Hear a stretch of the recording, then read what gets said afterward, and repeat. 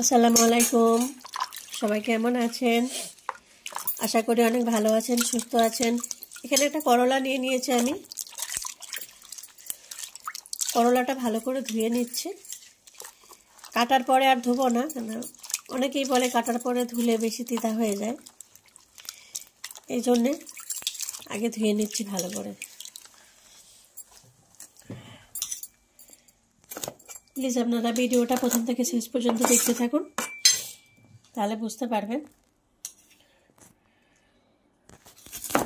করলাটা আমি piece piece করে কেটে নিব।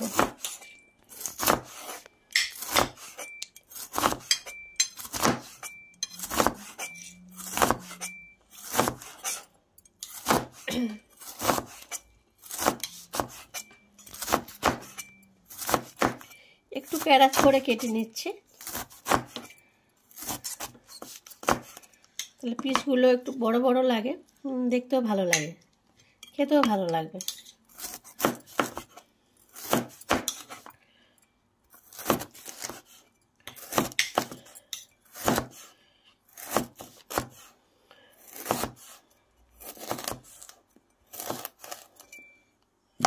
দেখুন সবগুলো আমি কেটে নিয়েছি, পিস পিস করে নিয়েছি।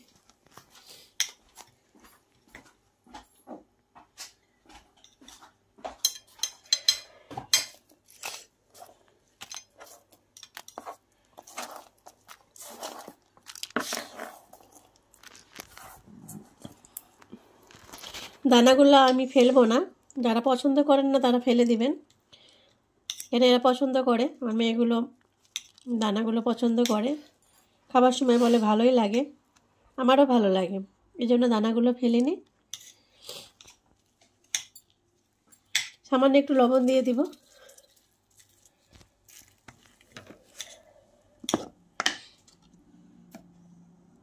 সামান্য একটু হলুদ দিব, একদম সামান্য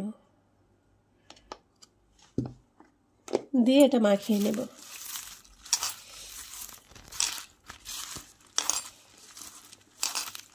আর কোনো মশলা দেব না।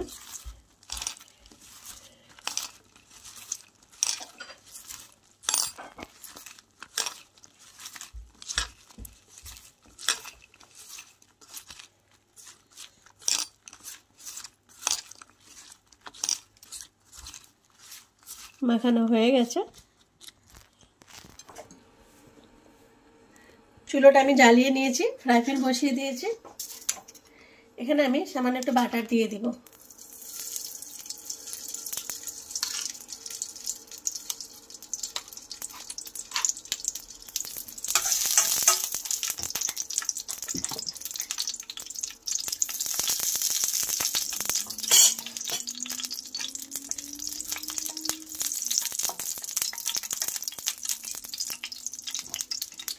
এখন এখানে করলাগুলো আমি দিয়ে নেব।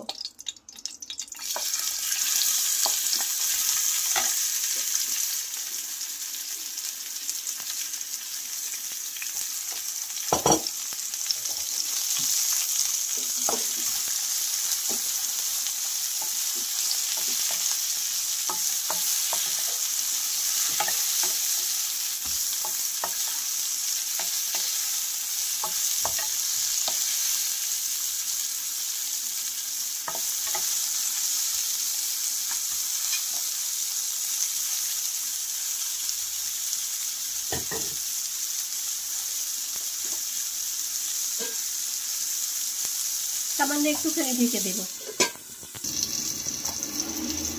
ঢেকে রেখেছিলাম করলাটা,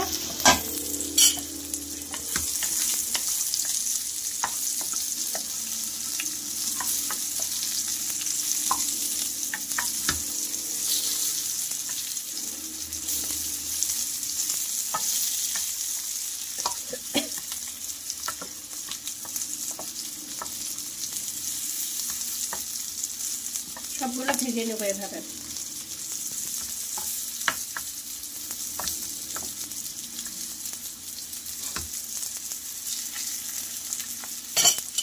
কাঁটা চামচ দিয়ে উল্টায় তাড়াতাড়ি হয়ে যাবে।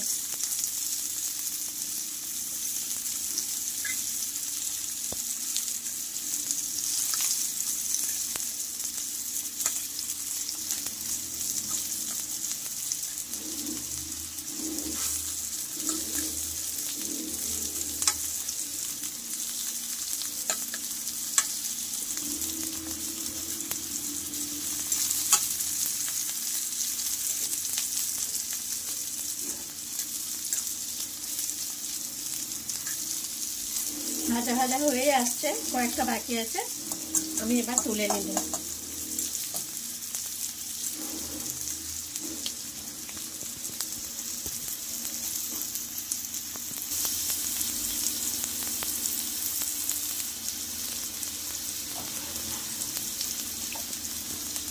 একটা কাঁচামরিচ আমি কুচিয়ে নিয়েছি,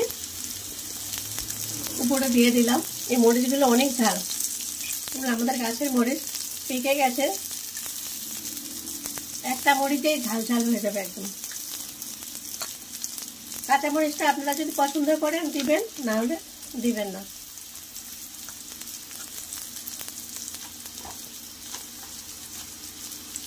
এখন আমি চুলাটা বন্ধ করে দিব, সব করলাগুলো তুলে নেব।